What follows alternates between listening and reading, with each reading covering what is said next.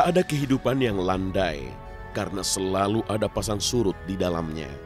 Seperti hujan yang mengguyur deras dan berhenti ketika kemarau tiba.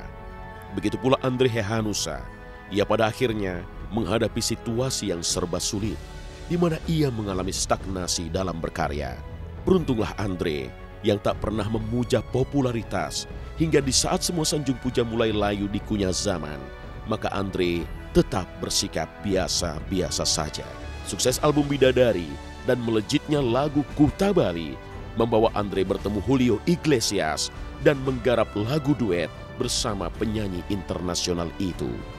Setelah itu, Andre merasakan senyap yang begitu menggigit jiwa. Setelah album Bidadari Kuta Bali, saya punya album kedua. Judulnya Kedua, Andre Kedua. Lalu itu ada melayang, ada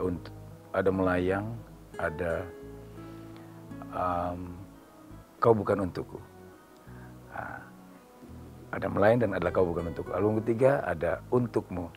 Ku ingin selalu dekat. Saya kalau dibilang karakternya jenisnya seperti apa saya nggak tahu, tapi yang jelas suaranya bagus. Suaranya bagus, enak. Seperti apa nggak tahu ya, yang jelas dia nyanyi enak, dia bisa membuat enak lagu. Saya pindah dari CP ke Sony. Di Sony lewat Pak Ian Johana dan waktu itu Pak Tanto, saya ketemu dengan Julio Iglesias. Julio Iglesias, kita punya satu lagu yang Duhai kekasih-kekasih yang pernah datang dan pergi. Itu adalah lagu Willie Nelson dan Julio. Saya mengambil partnya Willie Nelson, digubah oleh Wike Gur menjadi bahasa Indonesia. Setelah sama Julio, jujur saya harus bilang bahwa stuck tuh begini.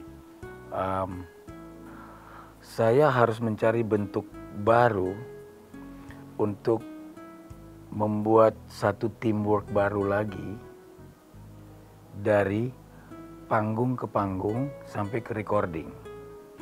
Nah, saya harus bilang bahwa itu titik yang paling berbahaya buat saya setelah Julio. Setelah Julio saya mencoba untuk bikin yang namanya The Secret of Love. Itu ada albumnya. Tapi ternyata tidak meledak. Saya merasa bahwa apakah pasar sudah meninggalkan? Padahal pasar nggak meninggalkan. Tapi saya yang nggak kreatif lagi. Dalam diamnya, Andre merasakan kegelisahan hati yang amat sangat. Ia ingin berbuat sesuatu, ingin membuat karya lagi. Namun ia menyadari zaman sudah berbeda. Genre musik pun merayap cepat, berganti-ganti pola dalam menyemarakan industri musik. Andre yang menyukai laut dan segala filosofis tentang keindahan samudra, memberangkatkan hatinya untuk comeback ke dunia rekaman di tahun depan. Pada saat kita merasa bahwa kita sudah puas dengan pekerjaan itu berbahaya.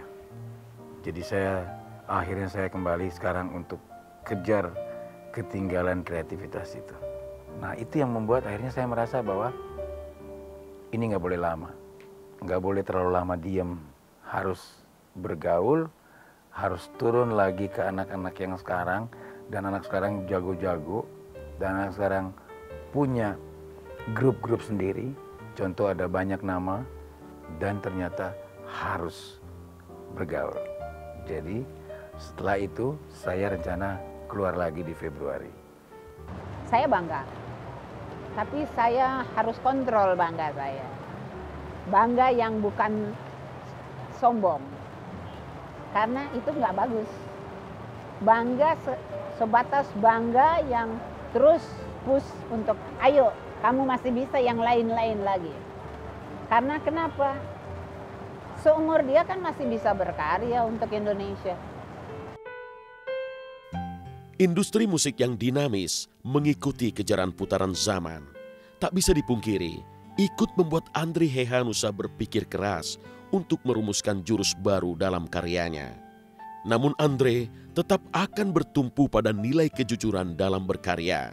sebab ia tak punya niatan berpura-pura. Kejujuran pula yang membawa Andre pada perenungan romantisme industri rekaman di masa lalu, di mana ia menyebut ada nilai keindahan dan nilai mutu dalam berkarya. Bahwa di masanya menjadi penyanyi, iklim bisnis bermusik lebih terasa manusiawi, karena yang dibutuhkan saat itu adalah kualitas, bukan kuantitas. Kalau industri sekarang, dulu lebih punya wibawa. Industri, label, dan radio punya kotak-kotakan sendiri. Ada yang jazz, ada yang pop kreatif, ada yang pop, ada yang daerah. Jadi satu label dia bisa bikin cuma 3 artis atau 4 artis. Tapi dia jaga benar. Maka itu Dian PP bisa punya berapa puluh lagu, album banyak, dan mereka punya pasar yang menunggu. Sekarang kalau saya bilang yang orang tunggu nggak banyak. Noah salah satu yang punya fenomena tersendiri. Dan mereka sekarang itu saya bilang contoh harus ke situ. Nah, tapi jangan semua langsung tiba-tiba buat semua kayak Noah. Jangan. Buatlah seperti itu kehebatannya dengan model atau bentuk jenis yang berbeda. Biarlah hidup terus berjalan, biarlah zaman berputar mencari pendewasaannya. Andre masih di sini. Ia masih menggenggam harapan untuk menggapai asa di masa depan. Ia tidak menginginkan memutar kehidupan di masa lalu. Namun Andre belajar banyak dari cerita di masa lalu yang menimbuninya dengan wangi popularitas, juga kucuran rezeki. Dari sinilah Andre melemparkan ingatan pada kenangan di masa lalu, saat dimana ia begitu takjub pada kehendak Tuhan yang memberi sukses pada umatnya. Kenangan yang paling wow di Makassar itu adalah menang dari setiap festival. Itu adalah kebahagiaan tersendiri, dan itu menjadi kayak pede, percaya diri untuk saya bisa nih. Tapi saya memulainya dengan komposisi. Saya suka arrangement vokal.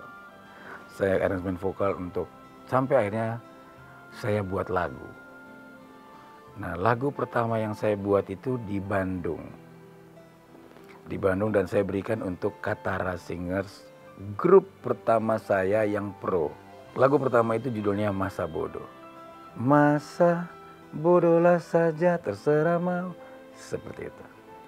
Setelah kita punya nama untuk lagu, untuk komposer, biasanya kita tidak harus membuat seperti yang kita dapatkan.